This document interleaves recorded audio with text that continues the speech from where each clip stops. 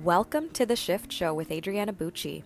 Join me every week to learn all about narcissistic abuse recovery, healing from physical and emotional pain after the abuse, and everything else to do with toxic people and how they affect your physical, emotional, and mental health.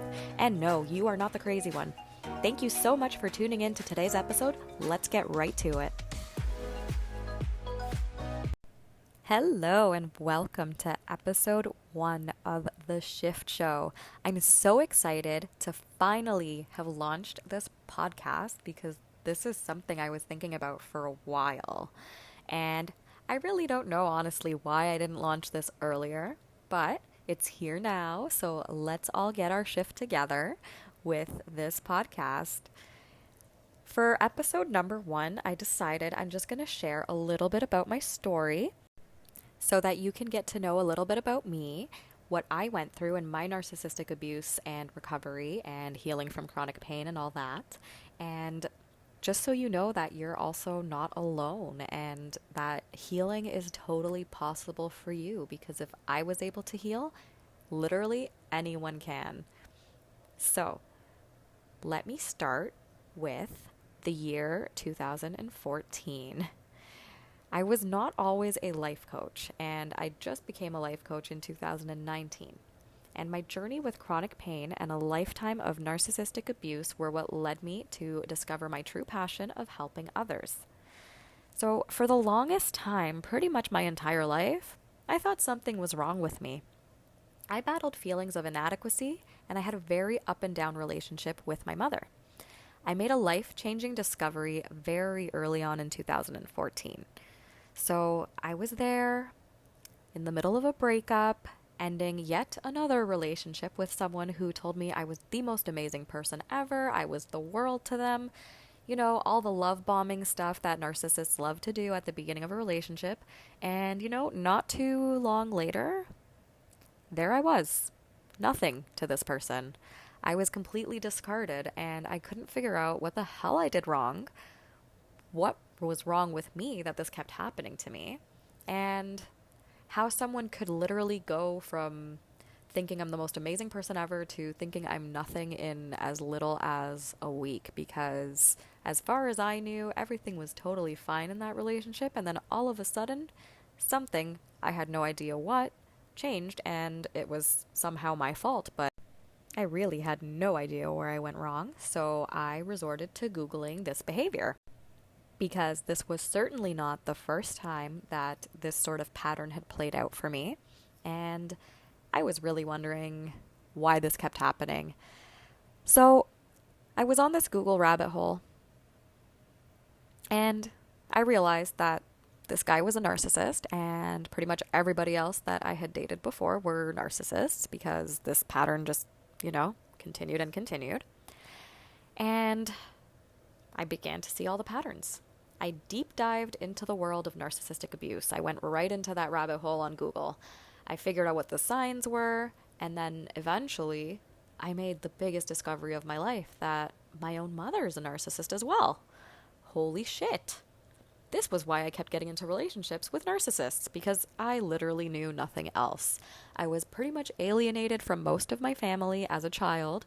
It was kind of just me, my mom, and my grandparents, and, my father was out of my life, and that is something we'll get into shortly.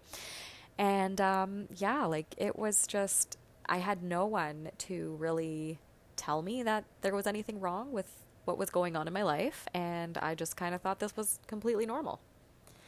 So with the discovery of where my toxic relationships stemmed from, my life seemed to be in a scary yet wonderful turmoil.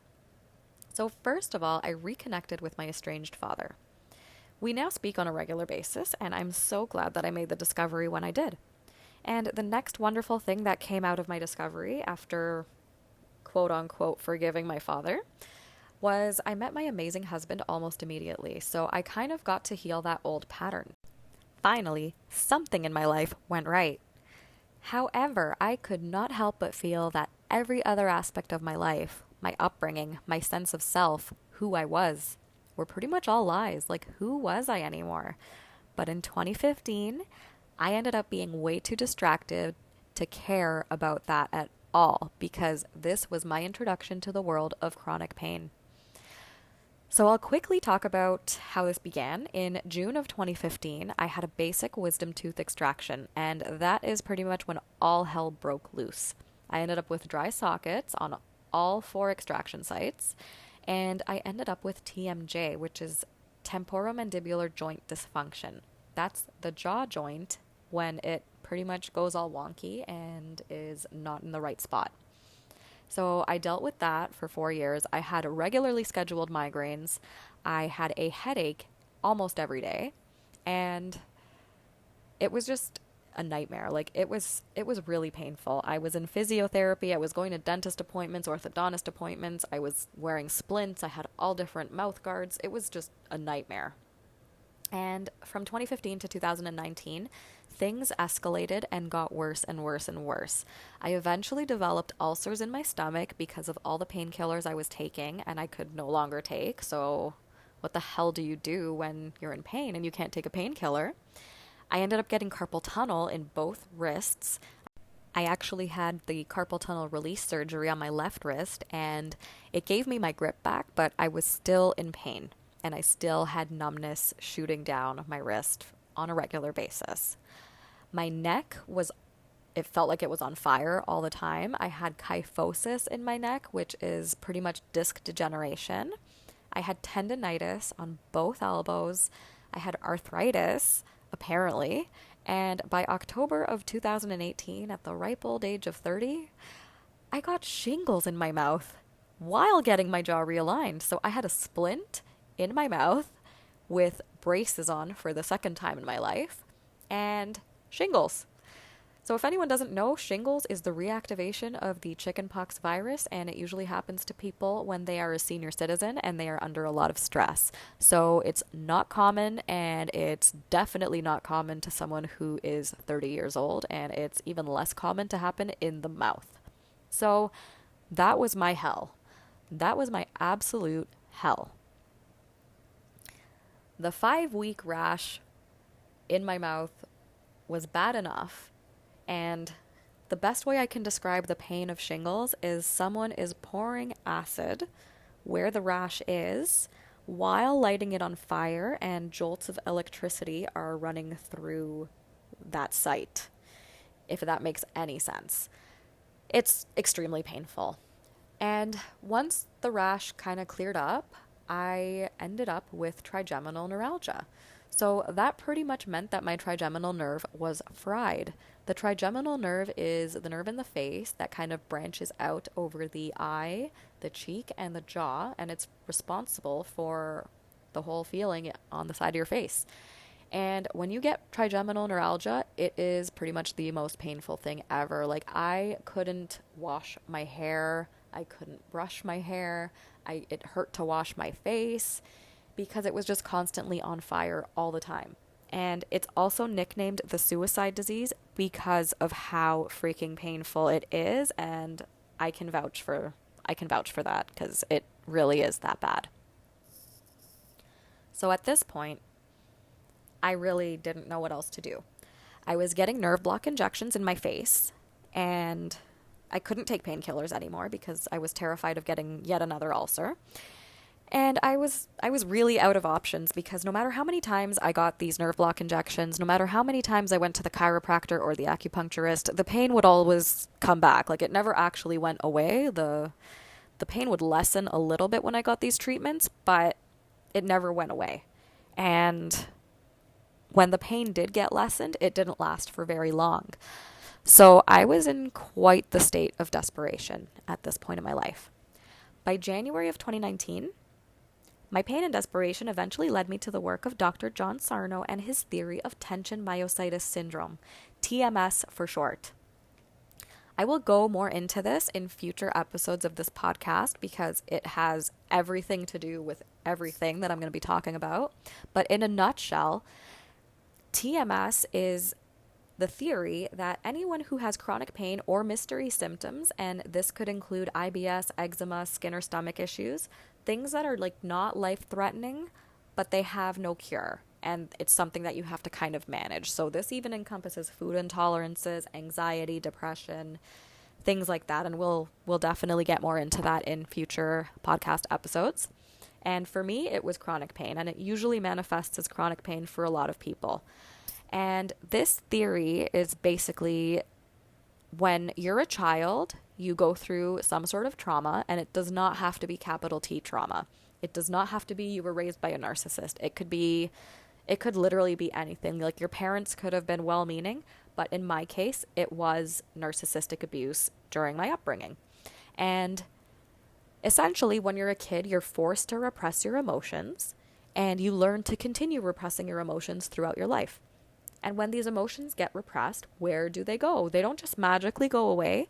They stay in your body. And they have to get your attention somehow. And since you are numbing yourself to the emotions, they manifest in a different way. So in my case, it was this extreme chronic pain. It was my emotions begging me to listen to them. And at first, trust me, I thought this was absolute bullshit. I did not believe in this theory. I thought it was so stupid. I was offended because I was really proud to not have any emotions at all. And of course, I didn't have any emotions because I was totally repressing them. So I spent, a solid 24 hours being really annoyed by this theory and the fact that I would have to do this emotional work. But I did it anyways because I had no other options. And sure enough, it worked. By April of 2019, I was completely pain-free. And that was when I decided I need to help as many people as possible to heal from chronic pain. So initially, my plan was to just help people with the chronic pain aspect of it, but I decided that I also wanted to help people who went through similar trauma as I did, because there's just something so special about having someone there who has been through the same thing that you've gone through, holding space for you as you do your healing work. So that is why I am now a narcissistic abuse recovery coach.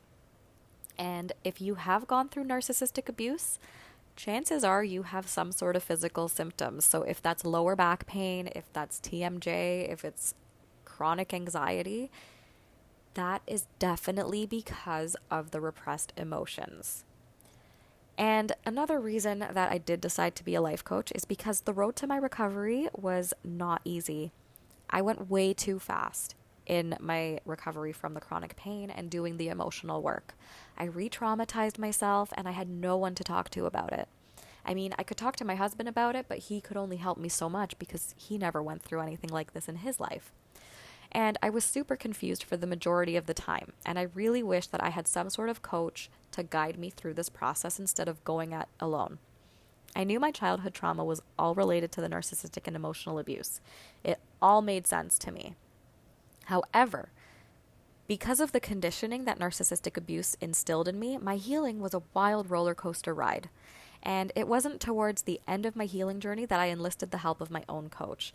And to this day, I work with 2 coaches of my own, and it's so helpful. And I realized how important it is to have someone guide you and keep you accountable to all your goals.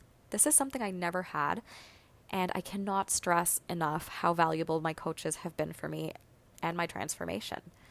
So this is pretty much why I'm doing what I'm doing. This is pretty much what I went through, and I will definitely go into way more detail in future episodes. I just didn't want to have this first episode be all over the place because my life has been pretty much all over the place.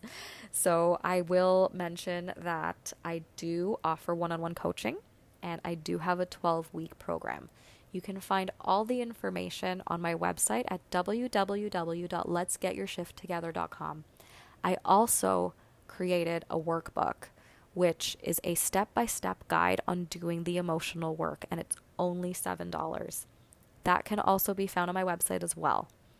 It's a practical step-by-step guide on how to even get started on doing this type of emotional work and how you can use that work to also heal from narcissistic abuse. So that is also an option.